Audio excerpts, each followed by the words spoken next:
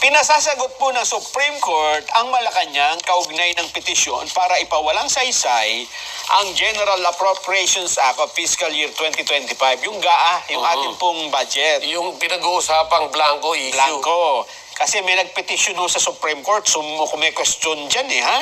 Kaya sa resolution po ng Supreme Court en banc, inaatasan nito ang mga respondents. Sino-sino yan?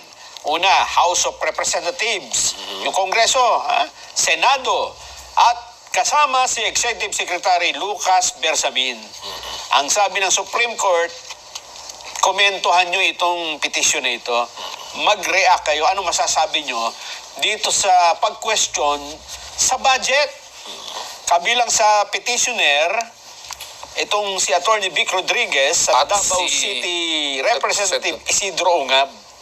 Meron pa palang iba, no? Oo, Rogelio Mendoza, Roselier de la Peña, Benito Ching Jr., Redemberto Villanueva, Santos Catubay at Dominic Solis.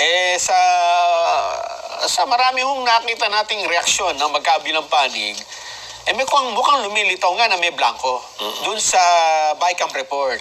Diba? Yung bago makarating sa presidente. Yes.